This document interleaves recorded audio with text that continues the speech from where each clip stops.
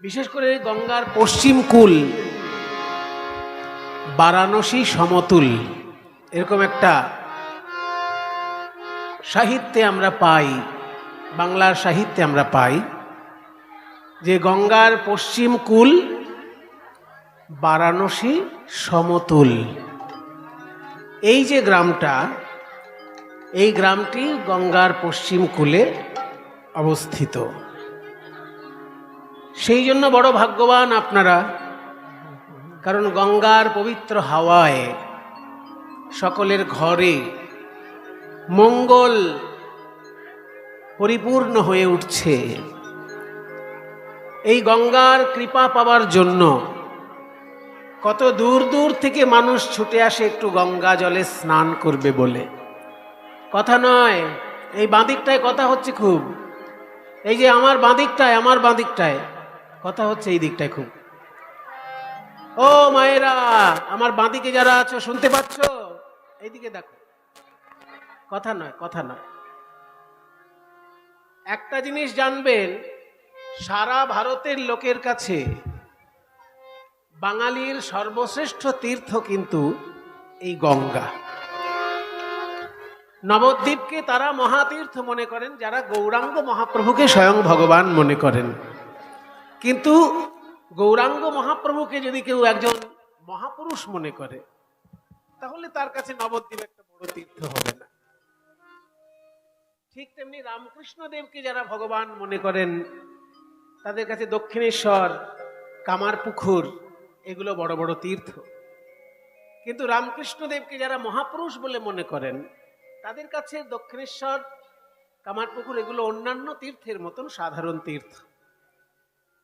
কিন্তু সারা ভারতবাসীর কাছে বাংলায় যদি কোনো মহাতীর্থ থাকে, সেই মহাতীর্থ হচ্ছে এই গঙ্গা।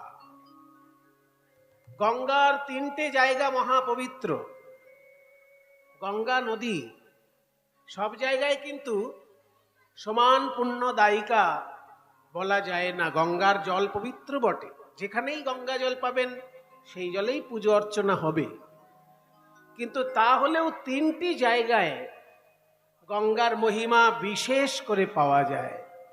সেই তিনটি জায়গা কোথায় কোথায়?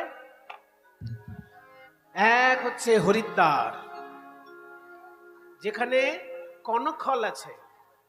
হরিদ্বার, ঋষিকেশ আপনারা বেড়াতে যান তো, যখন যাবেন এই জায়গাগুলো দর্শন করবেন।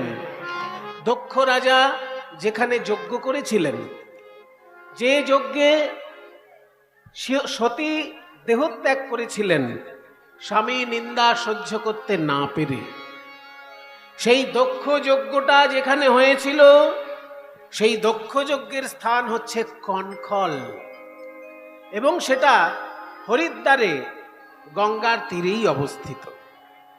সেই জন্য শাস্ত্রে বলা হয়, কনকখলে গঙ্গা পুণ্যা কুরুক্ষেত্রে সরস্বতী। সরস্বতী নদী পরিপূর্ণ কৃপা যদি কেউ পেতে চাও, তাহলে কুরুক্ষেত্রে গিয়ে স্নান করতে হবে। যদিও সরস্বতী নদীর এখন আমরা সেইভাবে পরিষ্কারভাবে দেখতে পাই না। ভারত সরকার চেষ্টা করছেন, ধর্মীয় স্থানগুলোকে অনেক উন্নতি ঘটানোর চেষ্টা করছেন ভারত সরকার। সেই জন্য সনাতন ধর্মাবলম্বী হিসেবে আমরা তো সাধুবাদ জানাবই। কিন্তু সরস্বতী নদী যেভাবে আগে ছিল, সেই রকম ভাবেই ফিরিয়ে আনার চেষ্টা ভারত সরকার করছেন। কিন্তু প্রধান যে তীর্থে গেলে সরস্বতী নদীর কৃপা পাওয়া যায়, সেটা হচ্ছে কুরুক্ষেত্র। তাই কুরুক্ষেত্রে যদি কোনোদিন যান, বিরাট বড় একটা জলাশয় আছে কুরুক্ষেত্রে। সেই বিরাট বড় জলাশয়টাকে ওখানে ব্রহ্মতীর্থ, ব্রহ্মকুণ্ড বলা হয়। গিয়ে ওখানে স্নান করে সূর্যগ্রহণের সময়। আপনি আমি তো সাধারণ মানুষ, স্বয়ং শ্রীকৃষ্ণ এসেছিলেন দ্বারকা থেকে ওখানে স্নান করতে, আর বৃন্দাবন থেকে রাধারানী গেছিলেন স্নান করতে। রাধাকৃষ্ণের যুগে যখন সূর্যগ্রহণ লেগেছিল, সেই সময় বৃন্দাবন থেকে রাধারানী গেছিলেন ওখানে স্নান করতে, আর দ্বারকা থেকে কৃষ্ণ এসেছিলেন ওখানে স্নান করতে। ওইখানে রাধা কৃষ্ণের দর্শন নয়নে নয়নে মিলন হয়েছিল, মানে বৃন্দাবন লীলার অনেক বছর পর। কাজেই রাধা কৃষ্ণ পর্যন্ত যেখানে স্নান করতে গেছেন, তবে হ্যাঁ, তিথি দেখে স্নান আর পাত্র বুঝে দান। সারা বছর স্নান করলে যে পুণ্য হয়, একদিন উপযুক্ত তিথিতে স্নান করলে সেই পুণ্য বা তার থেকে বেশিও পুণ্য হয়। তাই তিথি দেখে স্নান আর পাত্র বুঝে দান। দান করার সময় যে পাত্রকে দিচ্ছেন, যে মানুষটাকে দান করছেন, সে ওই দানের উপযুক্ত কিনা আপনি যদি ঠিকঠাক না বোঝেন, তাহলে আপনার দানটা গোল্লায় গেল, আপনার দানটা বেকার হয়ে গেল, যদি উপযুক্ত পাত্রে দান না হয়। তাই তিথি বুঝে স্নান আর পাত্র বুঝে দান। কুরুক্ষেত্রে যদি স্নান করতে হয়, বিশেষ করে সূর্যগ্রহণের সময় স্নান করতে হয়। সূর্যগ্রহণের সময় স্নান করতে হয়।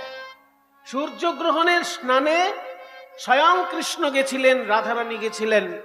আপনাদের আশীর্বাদে আমিও আমার মাকে নিয়ে গিয়ে সূর্যগ্রহণের সময় স্নান করে এসেছি।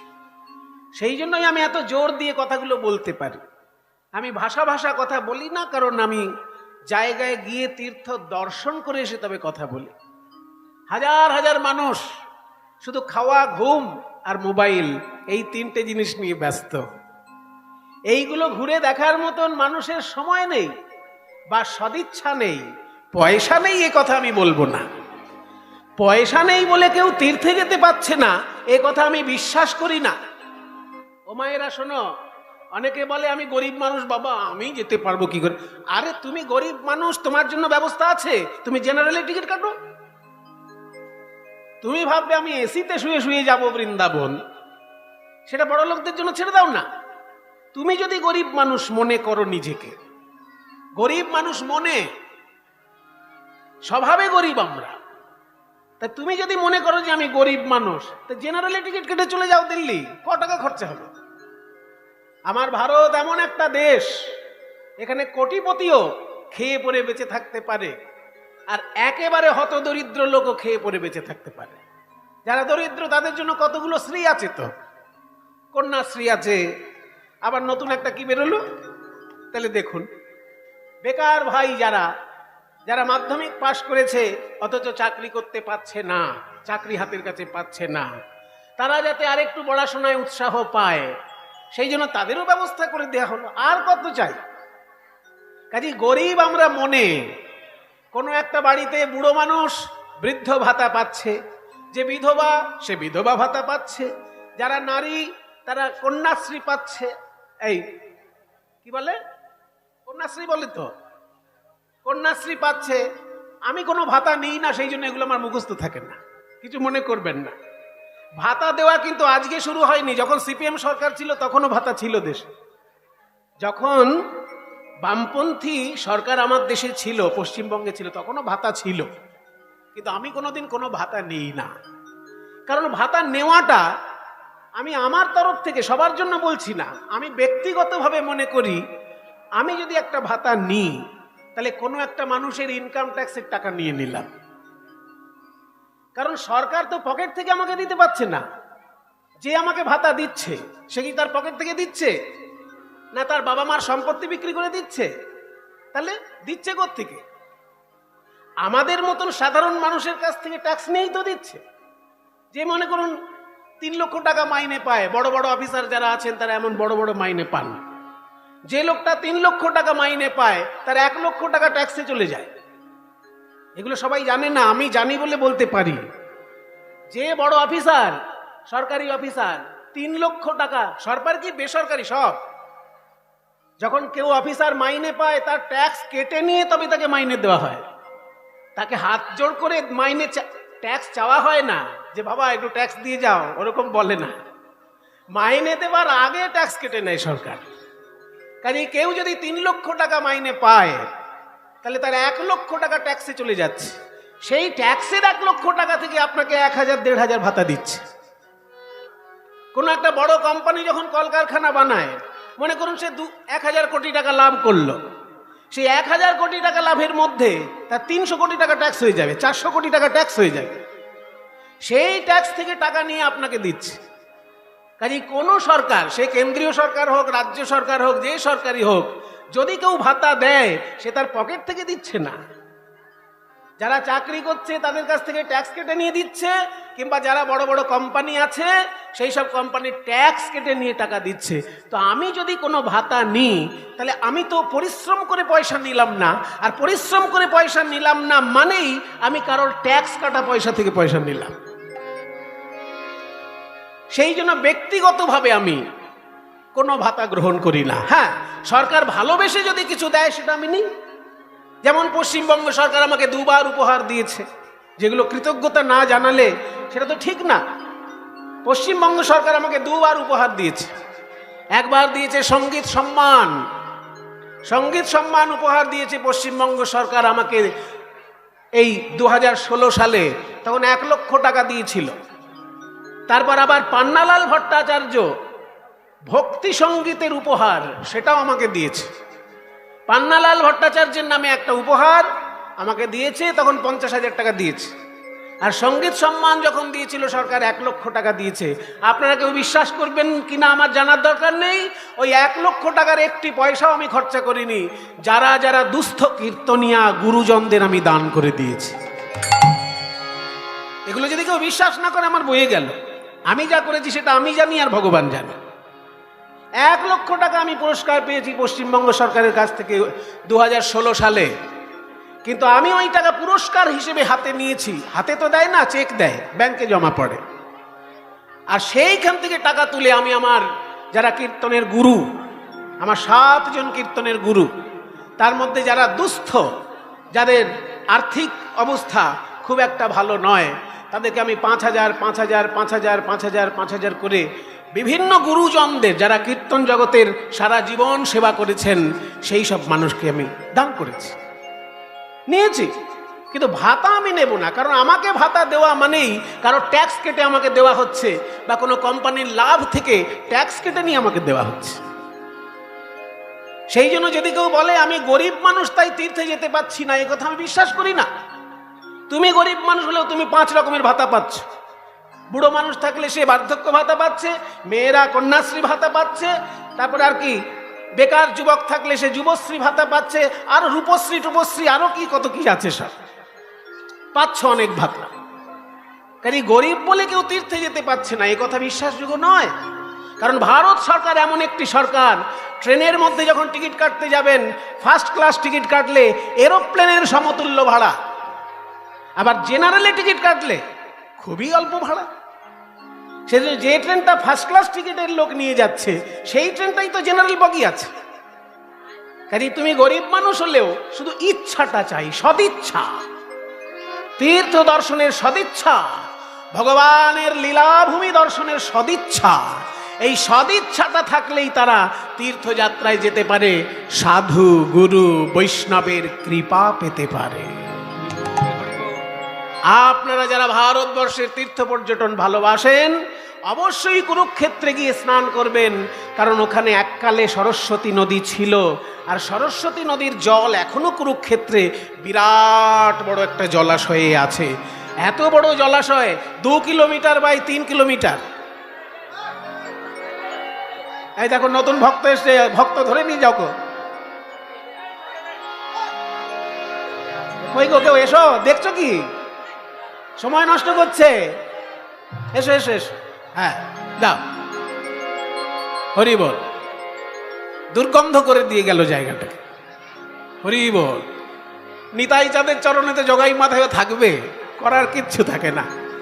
শুধু কমিটিকে একটু সাবধান থাকতে হবে যে জগাই মাথায় যারা আছে তারা যেন একটু আড়ালে আবডালে থাকে, সামনে চলে না আসে জগাই মাথায়। কারণ এখানে মুনি ঋষির বক্তব্য হচ্ছে, সাধুগুরু বৈষ্ণবের কৃপা হচ্ছে। জগাই মাথায় থাকুন, কিন্তু আড়ালে থাকুন গে যা। নিতাই গৌর প্রেমানন্দে হরি বল, হরি বল, হরি বল। যেটা বলছিলাম, কুরুক্ষেত্রে সরস্বতী নদীর জলের মহাতীর্থ পাবেন, আর যমুনা মহাতীর্থ বৃন্দাবনে পরিপূর্ণ কৃপাময়ী। আর গঙ্গা 3 জায়গায় বিশেষভাবে কৃপা করেন। এক হচ্ছে হরিদ্বার, কারণ সেইখানে কনখল আছে, আর কনখল মানে দক্ষ রাজার যজ্ঞকুণ্ড, যে যজ্ঞে স্বয়ং মা সতী আত্মহত্যা করেছিলেন, সেই যজ্ঞকুণ্ড, সেই যজ্ঞকুণ্ড এখনো হরিদ্বারে রয়েছে। সেখানে দ্বিতীয় পবিত্র স্থান হচ্ছে এলাহাবাদ, যাকে বলা হয় প্রয়াগরাজ, কারণ প্রকৃষ্ট যাগ যজ্ঞের তীর্থ, সেই জন্য জায়গাটির নাম প্রয়াগ। এগুলো জেনে রাখুন। প্র মানে কি? প্র মানে প্রকৃষ্ট, শ্রেষ্ঠ, আর ইয়াগ মানে যজ্ঞ। শ্রেষ্ঠ যজ্ঞ ওই গঙ্গা যমুনার মোহনায় ওইখানে হয়েছিল। গঙ্গা যমুনার ওই মিলনস্থলে শ্রেষ্ঠ যজ্ঞ হতো সেই যুগে, ওই জন্য তীর্থটার নাম প্রয়াগ, মানে শ্রেষ্ঠ যজ্ঞের তীর্থ। এবার মুঘলরা যখন দেশটাকে আক্রমণ করলো, তারা ভাবলো ভারতটাকে আরব বানিয়ে দেবো, সেই জন্য মহাতীর্থগুলোর নামও তারা পাল্টাতে শুরু করলো। প্রয়াগের মতন মহাতীর্থকে তারা নাম দিয়ে দিল এলাহাবাদ। এলাহা মানে কি? এলাহা মানে পূজনীয়, পূজনীয় জায়গা, সেই জন্য তাদের ভাষায় তারা ট্রান্সলেট করে জায়গাটাকে নাম পাল্টেছিল।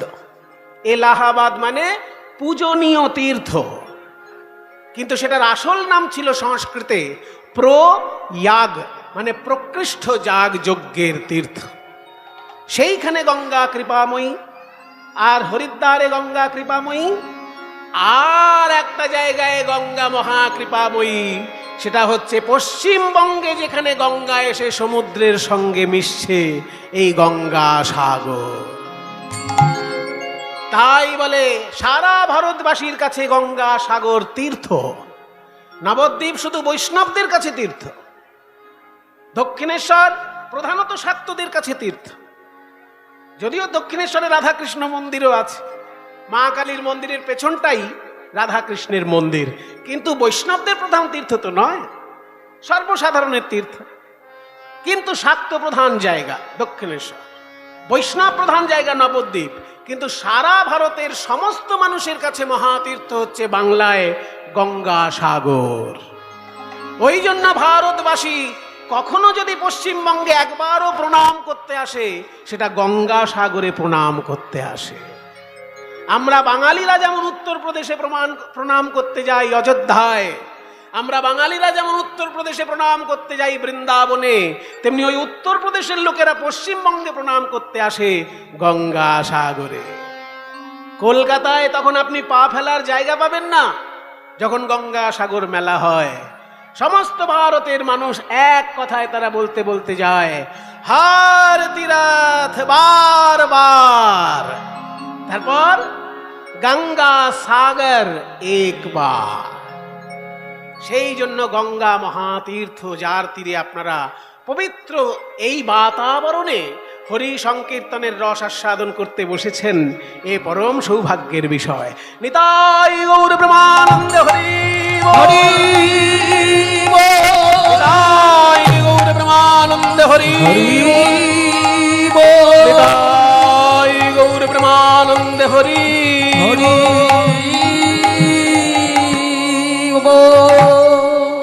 আজকে গৌরাঙ্গ মহাপ্রভু সম্পর্কে পদকর্তা কি বললেন? যদি গৌরাঙ্গ না হইত কি মেনে হইত, কেমনে ধরিতাম দে।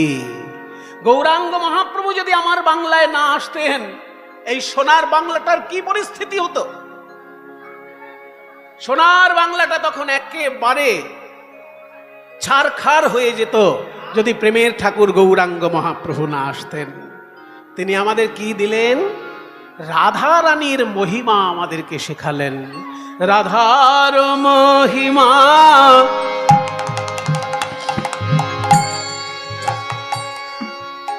রাধার মহিমা প্রেম রস সীমা।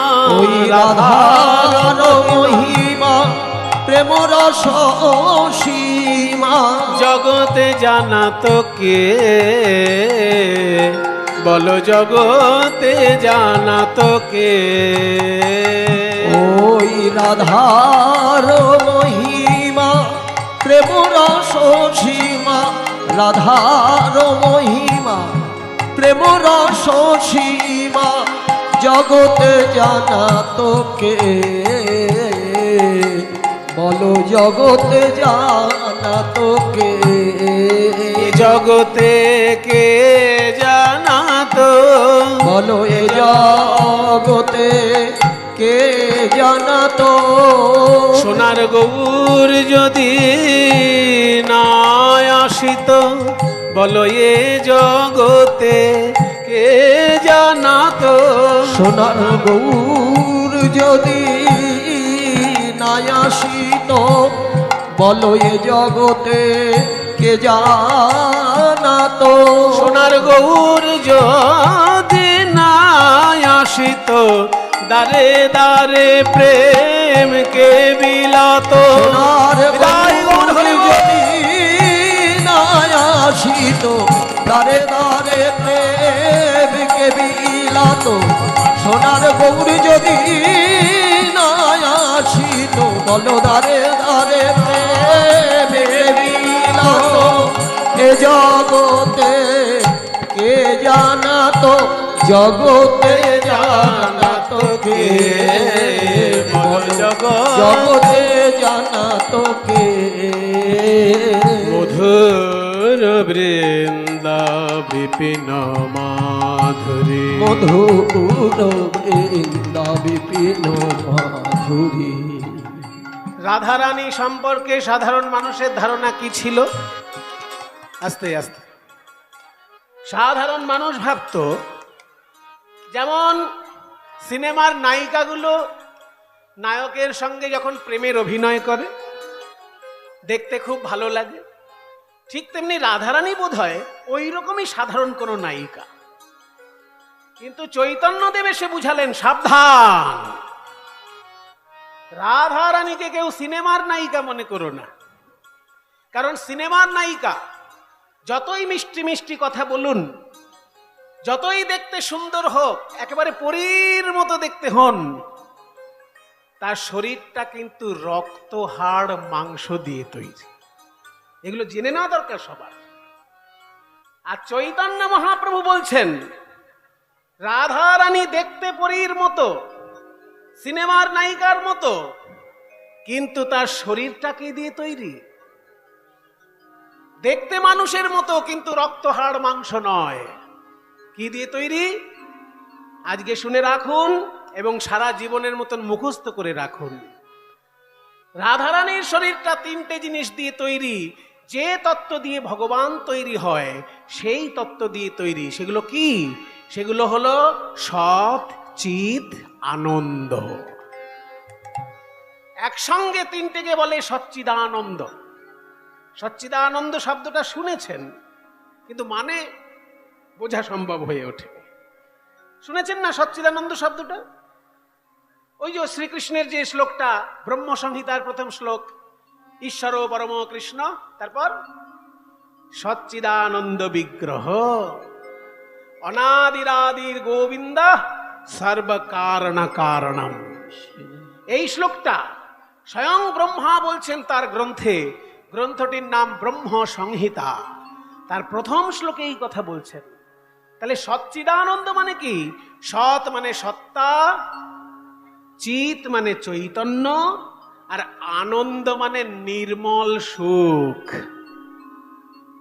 আনন্দ মানে নির্মল সুখ, ভেজাল যুক্ত সুখ নয়। আমরা যে সুখটাকে সুখ বলে মনে করি তার মধ্যে একটু ভেজাল আছে। কেন ভেজাল কেন বলছেন? ভেজাল এই জন্য বলছি যে যেগুলোকে আমরা সুখ বলে মনে করি, দেখবেন সেগুলো ভবিষ্যতে দুঃখ বয়ে আনে। কিছু যদি মনে না করেন তাহলে বলি, কেউ কেউ আছে মদ্যপান করে খুব আনন্দ পায়, ভাবছে যে এটা খুব সুখের বিষয়। বোতল বোতল মদ খেয়ে একটা সে নিজেকে প্রধানমন্ত্রী ভাবছে, নিজেকে মুখ্যমন্ত্রী ভাবছে, রাষ্ট্রপতি ভাবছে, যা খুশি ভেবে বসছে। কিন্তু এই যে তরল পদার্থ তার পেটের মধ্যে গেল, এইরকম যদি টানা যেতে থাকে কয়েক বছর পরেই ডাক্তার বলবে আপনার লিভারটা কিন্তু পচে গেছে, বলবে কি না? তাহলে এই যে আনন্দটাকে সে সুখ বলে মনে করছিল, সেটা ডাক্তার যখনই দেখলেন 10 বছর পর 20 বছর পর, তিনি বললেন এই যে আপনি এতদিন আনন্দ করেছেন, তার ফলস্বরূপ এখন পচা লিভার নিয়ে সারা জীবন বেঁচে থাকুন, দুদিন পরেই পটল তুলতে হতে পারে। তাহলে যেটাকে আমি সুখ বলে মনে করলাম, সে ভবিষ্যতে আমাকে দুঃখ এনে দিল, এটাকে কি আমি আনন্দ বলবো? শাস্ত্র বলছে এটাকে কখনোই আনন্দ বলা যাবে না, সুখ বলা যাবে। কারণ তুমি গরিব মানুষ, কিন্তু মদ খেয়ে তুমি ভাবছো আমি প্রধানমন্ত্রী হয়ে গেছি, এটা একটা সুখ, এটা তোমার পার্সোনাল সুখ। কেউ তোমাকে প্রধানমন্ত্রী ভাবছে না, তুমি নিজেকে প্রধানমন্ত্রী ভেবে যা খুশি তাই মুখে বলে ফেলছো। এই যে সুখটা তুমি পেলে, তার জন্য ভবিষ্যতে লিভার নষ্ট হবে। এই লিভার নষ্ট হবার জন্য তুমি দায়ী, কারণ তোমার এই সুখ ভবিষ্যতে তোমাকে দুঃখ বয়ে এনে দিয়েছে। যে সুখ ভবিষ্যতে দুঃখ এনে দেয় তাকে কখনো আনন্দ বলা যায় না, কারণ আনন্দ থাকে ভগবানের চরণে। আর ভগবান যদি কৃপা করে কাউকে আনন্দ দেয়, তাকে মদ খেয়ে সুখ পেতে হয় না, সে হাতের জপের মালা পেলেই সুখ পায়, সে তুলসী পাতা দেওয়া একটু প্রসাদ পেলেই সুখ পায়, সে বৈষ্ণবের পদধূলিতে গড়াগড়ি দিলেই সুখ পায়। তাকে উল্টো পাল্টা জিনিসের জন্য সুখী হতে হয় না। এই জন্য আনন্দ দিয়ে ভগবান তৈরি হয়, আর সেই আনন্দ হচ্ছে নির্মল সুখ। তাই সৎ, চিত, আনন্দ, এই তিনটে তত্ত্ব দিয়ে রাধা তৈরি। এটা সাধারণ মানুষ জানতো না। সাধারণ মানুষ রাধারানীকে সিনেমার নায়িকার মতন ভাবতো। মহাপ্রভু এসে বুঝালেন যে যাকে তোমরা দুর্গা বলে পূজা করো, যাকে তোমরা কালী বলে পূজা করো, সেই মহাশক্তি কৃষ্ণের প্রিয়তমা রূপে পৃথিবীতে এসেছেন, তিনিই হলেন রাধা। রাধার মহিমা প্রেম রস সীমা, ওই রাধার মহিমা প্রেম রস সীমা, জগতে জানা তো কে, জগতে জানা তো কে। রাধার মহিমা প্রেম রস সীমা, জগতে জানা তোকে, জগতে জানা তোকে। মধুর বৃন্দা বিপিন মাধুরী, মধুর বৃন্দা বিপিন মাধুরী, বৃন্দাবন,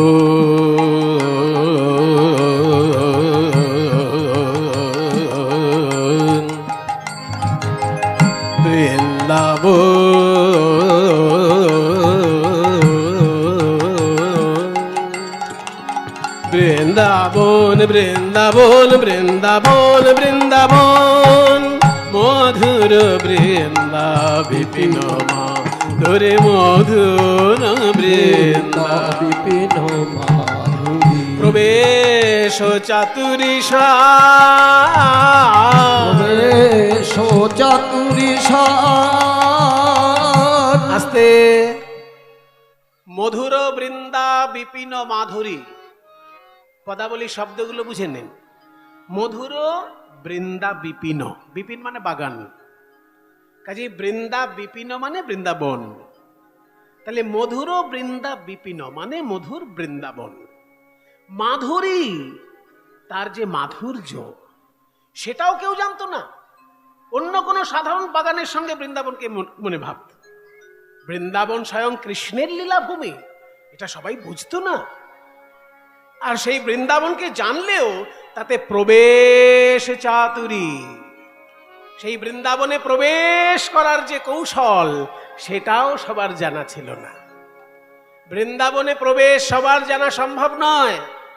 ও মায়েরা শোনো, বৃন্দাবন দেখে আসা এক জিনিস, আর বৃন্দাবনে প্রবেশ আলাদা জিনিস।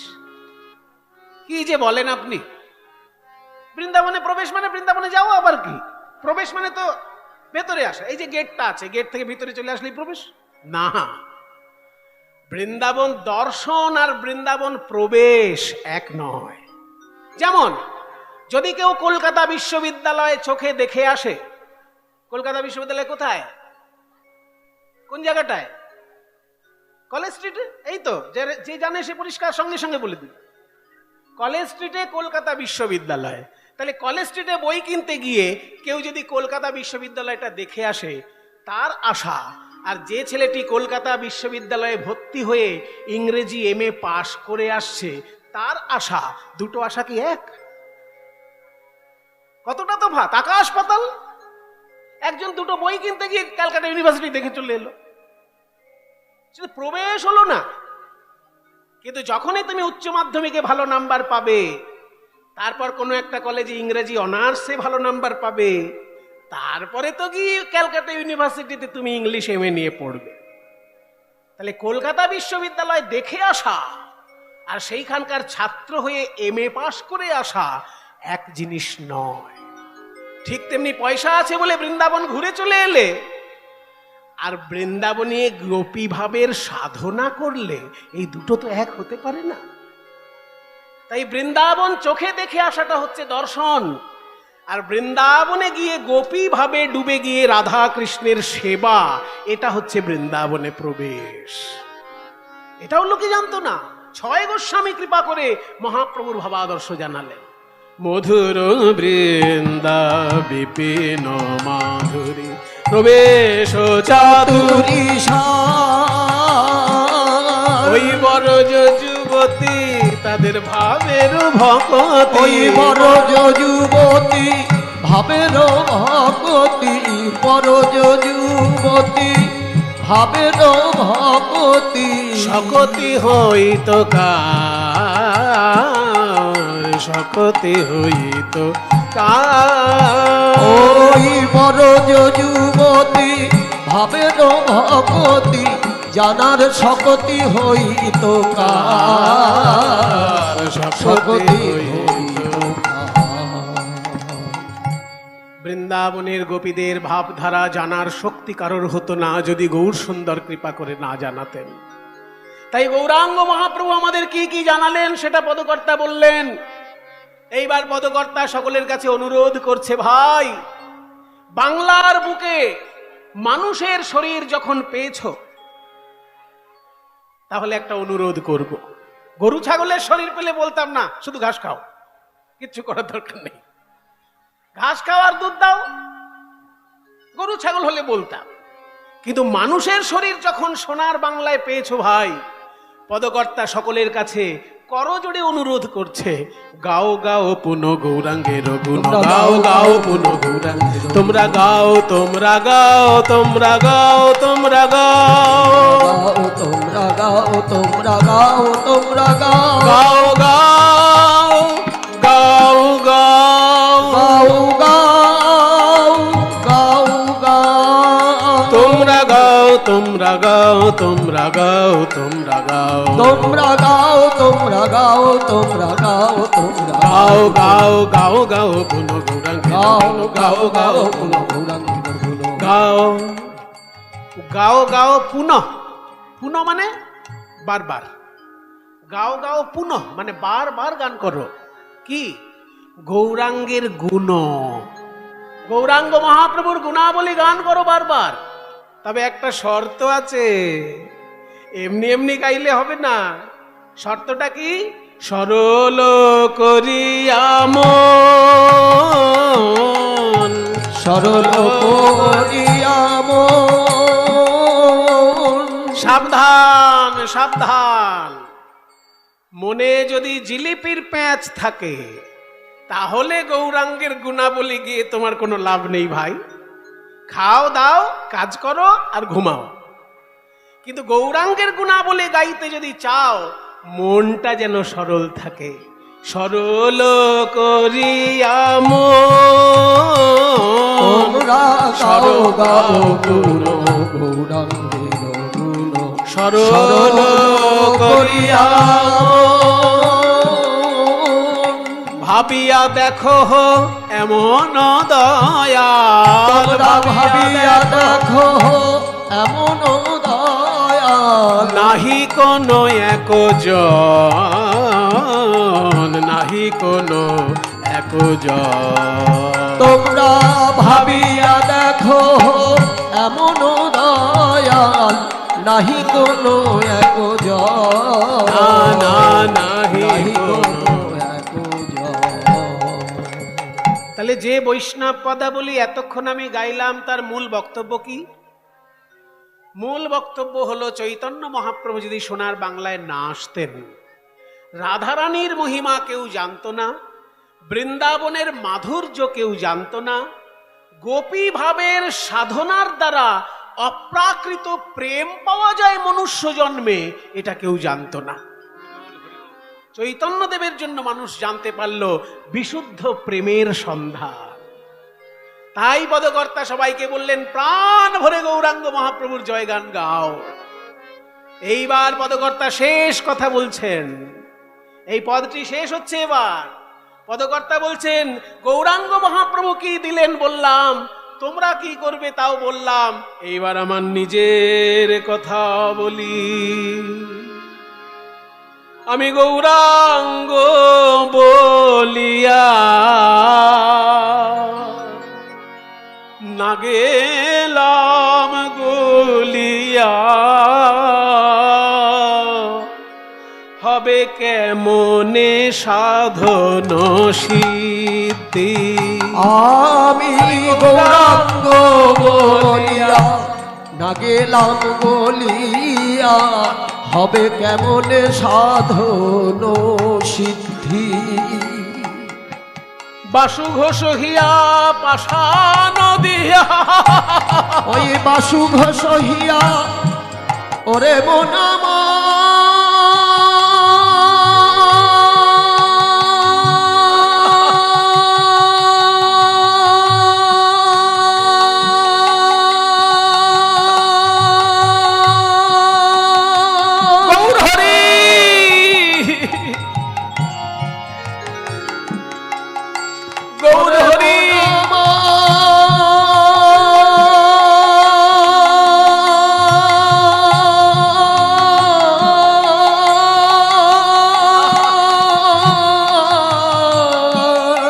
বাসু ঘোষ হিয়া পাষাণ দিয়া, ওই বাসু ঘোষ হিয়া পাষাণ দিয়া, গড়িয়াছে কোন বিধিরে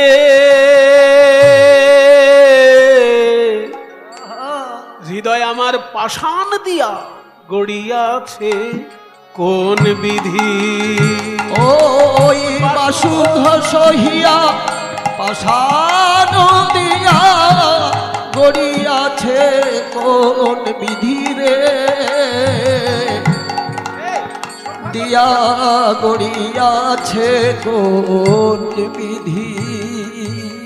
হৃদয় আমার পাষাণ দিয়ে কোন বিধাতা তৈরি করেছে? না না না, ভুল বলছি, পাষাণ নয়, পাষাণ নয়।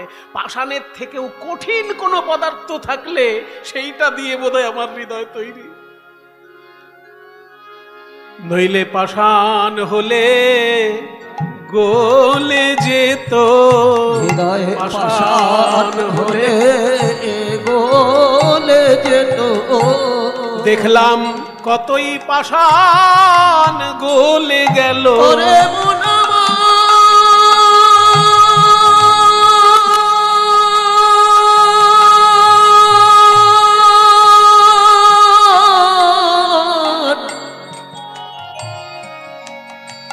দেখলাম নবদ্বীপার নীলাচলে,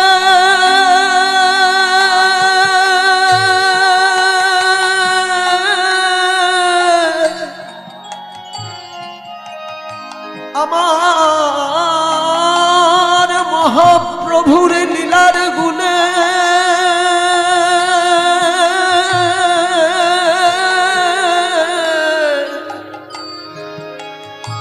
কত কঠিন পাষাণ গলে গেল, ওরে মন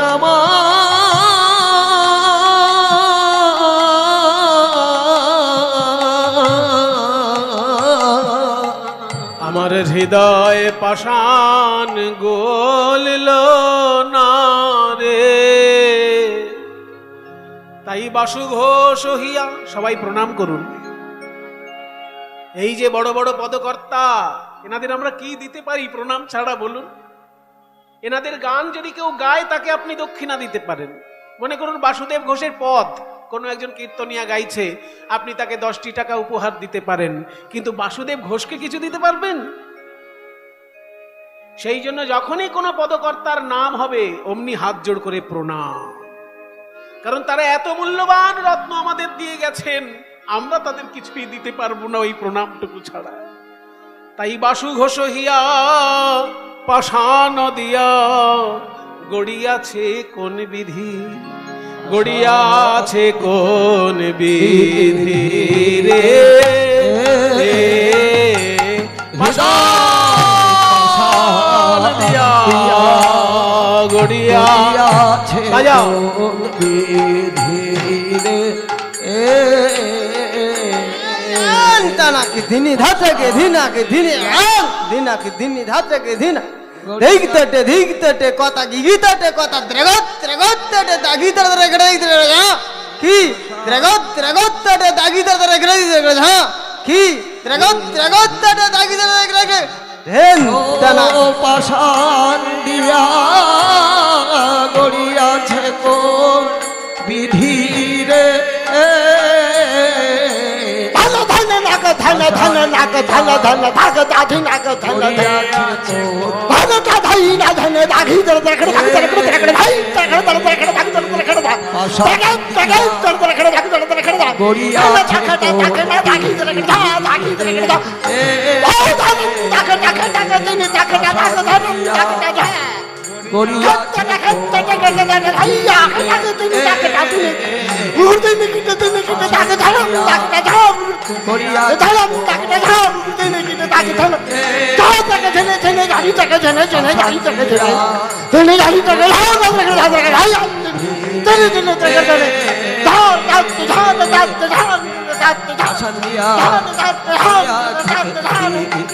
ও